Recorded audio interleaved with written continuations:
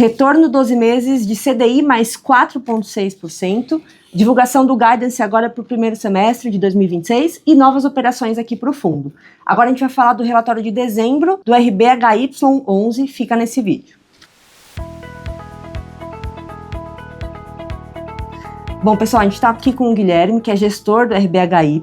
Guilherme, vamos começar falando sobre o mês de dezembro. A gente teve bastante giro aqui, novos projetos no fundo. Conta um pouco, o que você destacaria dessas novas aquisições que a gente fez para dezembro? Bom, no mês de dezembro fizemos 2 novas aquisições, acho que dando transparência a uma principalmente, que é o Crida Project, que inclusive nesse momento nós estamos estruturando uma nova operação com eles. É uma incorporadora de Passo Fundo, eu estive lá tanto nesse projeto, que é um projeto que a gente já está financiando, como também esse novo que a gente está estruturando internamente. Eu estive lá em dezembro, fazendo a nossa visita rotineira, né, tanto nos projetos do Rio Grande do Sul como um todo, Porto Alegre, Pelotas, Rio Grande, Passo Fundo, para visitar os nossos empreendimentos. E a gente absorveu essa nova operação dentro do fundo, que é uma operação de uma incorporação que já está em fase final, tá? Então a BITSE desse empreendimento está prevista para agora em fevereiro.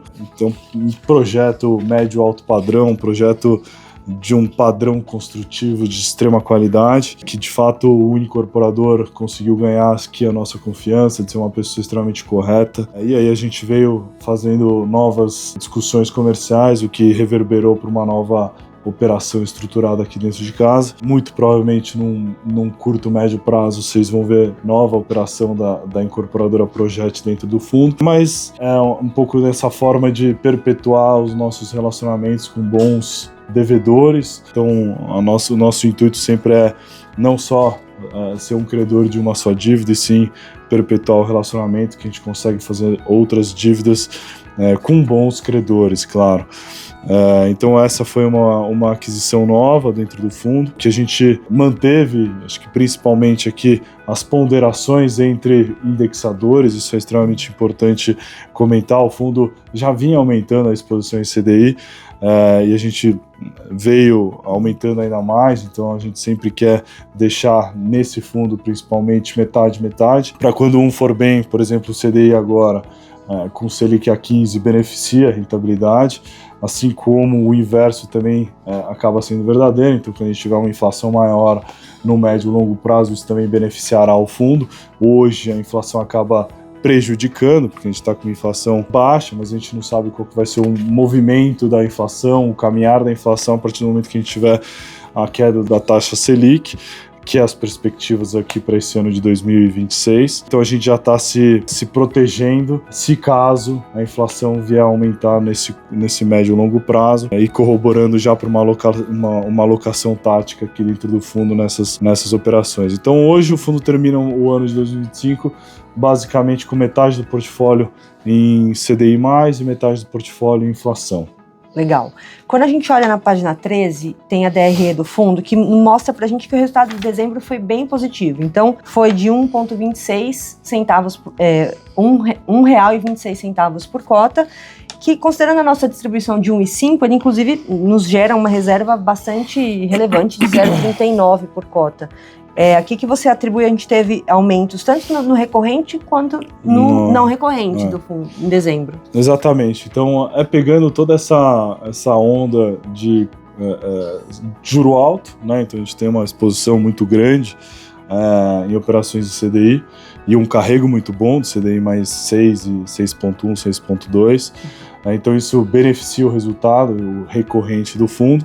E por conta das nossas movimentações na carteira, a gente teve também esse resultado não recorrente, que é o que eu comento, né? Normalmente é sempre importante a gente ver o crescimento de um resultado orgânico, que acaba sendo a linha de recorrente. Então quando a gente vê a linha de recorrente melhorando, isso que é importante pra gente, porque o não recorrente é algo volátil, que a gente não tem a recorrência, com isso a gente é algo que a gente pode ou não ter, pode ou não contar. Então o que a gente olha, o que a gente trabalha aqui é sempre para melhorar o nosso recorrente, né? E isso está sendo feito, a gente teve um resultado muito bom no mês, o que corroborou para a gente manter um pouco na reserva, que é um pouco da nossa característica conservadora, então a gente manteve o resultado dentro da nossa reserva. Então a reserva foi para 0,39. Então a gente já começa o ano de 2026 com uma gordura muito boa, para a gente usufruir isso ao longo do primeiro semestre, ao longo do ano aqui de 26. Isso fruto do resultado que a gente gerou no segundo semestre de 2025.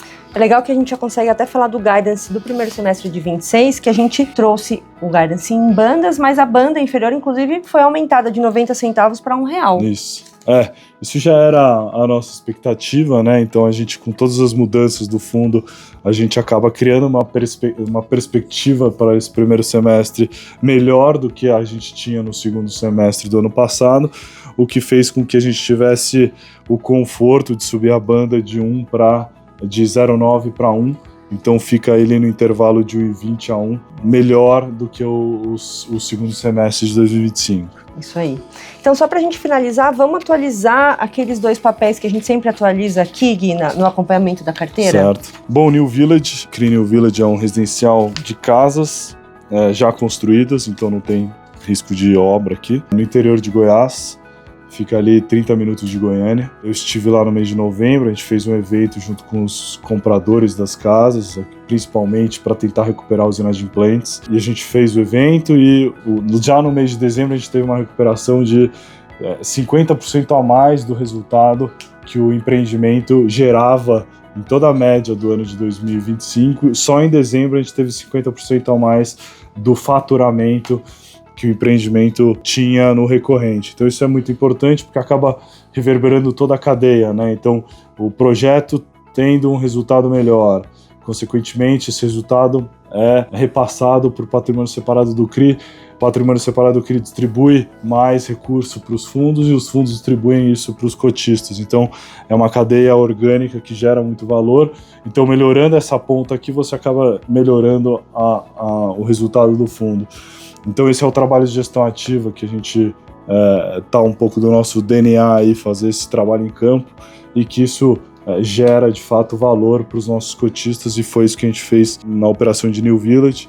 E a gente obviamente pretende melhorar ainda mais o resultado, né? Tem um caminho muito longo aí para a gente melhorar muito a performance desse empreendimento. Tá? Então a expectativa é que no final desse primeiro semestre eu ouse dizer que a gente só no primeiro semestre multiplicou por 2 o resultado que o fundo a operação vinha entregando no ano de 2025. Sobre Eco, a gente continua, a gente já fez todo o trabalho de reestruturação do empreendimento, tá?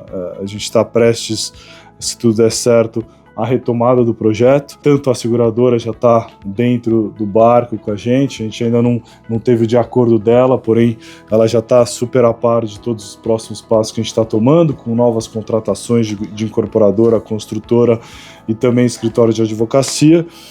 E agora a gente vem conversando com algumas grandes casas no mercado para fazer esse financiamento do crédito sênior, tá? Então eu pretendo dar novas informações aí até o final do primeiro trimestre de 2026, para a gente ter esse crédito plugado aí, de fato, a gente retomar as obras da São Camilo. Perfeito. Bom, pessoal, esse foi o relatório de dezembro, a gente conclui aqui todos os pontos. Todo mês a gente está por aqui, mandem aqui e-mail para o RI, comentem no vídeo, a gente está super à disposição. Até o próximo mês, até mais. Até mais.